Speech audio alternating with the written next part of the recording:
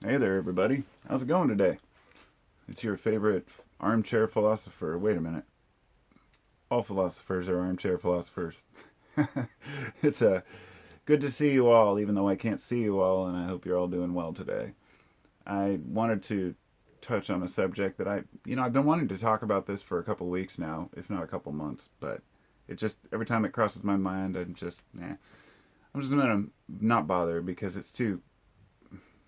a lot of it's personal and hard to explain because it's about dreams. Dreams are very difficult to navigate in your own mind, let alone navigate discussing them, on the internet. Not necessarily my dreams, but I wanted to talk about the fact that I know a lot of you have been having crazy dreams lately too. And there was actually a poll that was done. I don't remember. It was some worldwide study that was done on people, asking them what their dreams have been like over the last year, 6 months actually, during the COVID epidemic. And needless to say, a lot of people have had anxious dreams. A lot of people have had fearful dreams of, say, dreams they were infected. Now, I'm going to say a lot of people, it appears, do have dreams directly pertaining and relating to what's going on in the world. I never, ever do. I mean, every dream I have is in a metaphoric sense. I mean, I might have a quick, brief dream where it's like, oh yeah, that's something that's going on, but it's in a weird context.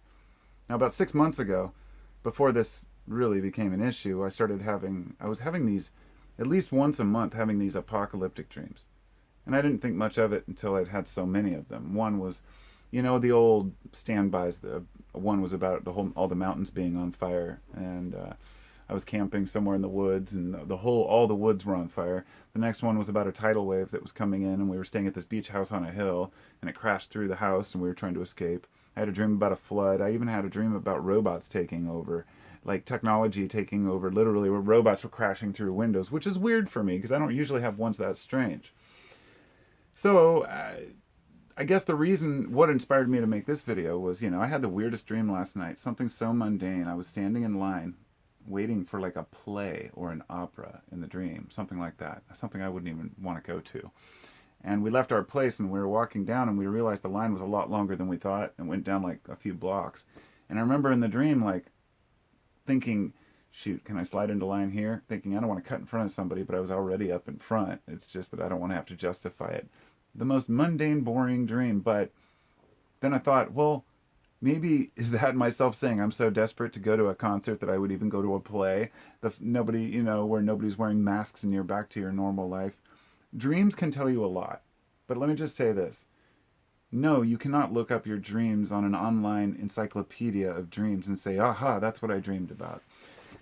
So, in other words, yes, dreams, people do tend to discount them as being valuable sometimes. I see them as completely invaluable, amazing tools if we know how to read them, and most of us don't. So that said, you know what? I mean, when I was younger, I know I talk to people who say they don't dream or don't have dreams. My wife never remembers her dreams. I only do if I'm thinking about it. It was about 8 years ago when I got really into dreaming, and I read this book. It was The Art of Dreaming by Carlos Castaneda. And I don't really recall much about it, but it was, it got me inspired to want to learn about my dreams.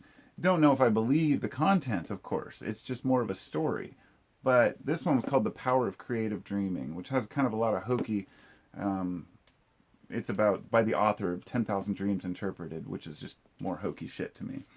But what this did was I'd get up and read it at, say, 5 in the morning, go back to sleep, and you'd have that last hour and a half and you'd get into that REM sleep, then you'd have these fascinating dreams, or I would, that were like, so the best lucid dreams I had were at the end of the night. I learned to control my dreams by being aware I wanted to control my dreams. And after a while, I just kind of lost interest in it.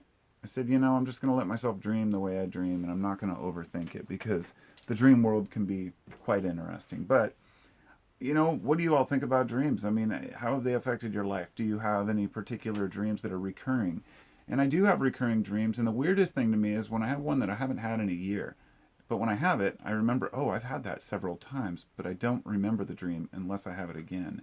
I've had dreams that I remember I've had the dream before while I'm in that dream, but still forget it when I wake up. I just remember remembering the dream. It's like this deja vu, which is fascinating in itself because serotonin and dopamine play a huge role in how we feel, how we dream, along with probably dimethyltryptamine or DMT, which is endogenous, produced in our brains, as well as melatonin. So, but if you want to if you want to remember your dreams, if you want to be more in tune with, the crazy shit that goes on in our heads, and you're interested in it, this is my advice would be to read about lucid dreaming, but also grab one of these.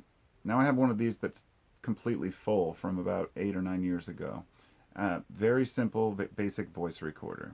This one's like whatever, $100. I got it at Goodwill for like $5. But you want a good one, a decent one. You just want to be able to grab it with your eyes closed, turn a switch, and hit record. And that allows you to wake up in the morning, keep your eyes closed, recall your dreams, because once you open your eyes, you start forgetting your dreams right away. We all know that. So you lay there, you grab this thing. I mean, a lot of people, everybody says, well, I have a microphone on my phone, I could do it that way. No, because then you have to go in there and you have to go into your settings. Then you'll say, oh, I have some texts and a tweet. Oh, and all these different things. You just want a dedicated item, and then you record your thoughts of what you remember from the dream. And as you're talking, more and more will come up. As you do this, you'll start to remember more and more dreams. Now, that said, a lot of people don't want to remember their dreams. They can be crude. They can be horrible. I know people who have nightmares. I know people who have some horrid dreams, and all I can think is, you can't. This is why I don't like dream interpretation. I don't like it when people go and tell someone they have nightmares and the person says, oh, well, it's probably because there's something you need to deal with in your life, or something wrong, or maybe you're this kind of person or that, and until you mend this or figure out what it is, you won't, fix your dreams. It could be something that's outside of our control. It could be the way that our brains work, the neurochemistry that we have in our minds. Each person is so unique, and all we can do is compare notes. That's all we ever do. The things we want to believe, the things we want to think are true, how we believe politics or religion or you should raise kids or anything else is all just learned behaviors from one another. But you got to consider we spend a third of our life asleep. And in that time, we have a lot of dreams. And so dreams obviously play a huge role. It's the same importance as people put on sleep in general. They say, so many people don't get enough sleep. And they wake themselves up after a few hours with an alarm clock, and they never catch up to the sleep that they need. But on top of that, they're not sleeping well, or they don't have the right pillow or the right mattress, whatever it might be. Sleep is important, but dreams, I think that they play a huge role in shaping how we behave and who we are, but we don't know it, and that's why we forget them on purpose. We're meant to forget them, just like a DMT experience, for example. It just fades so quickly from memory because it's something your brain doesn't want to hang on to.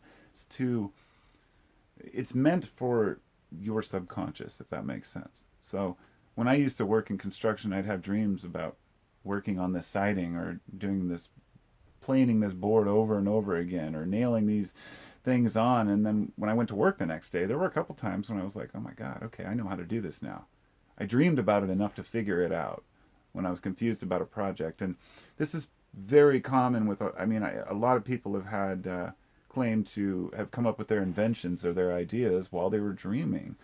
And so, I don't know. I just wanted to touch on that. Say, it's no surprise a lot of people are having weird dreams during times of chaos. And the thing to remember is that for a lot of people, their lives are chaos all the time. So some people are always having weird dreams. And but it's not just your life conditions or your circumstance that gives you these weird dreams. It's totally individual, and you have to figure out what they mean to you, I guess. So I'll talk to y'all later. Be well, and ride out the apocalypse on a surfboard. Peace.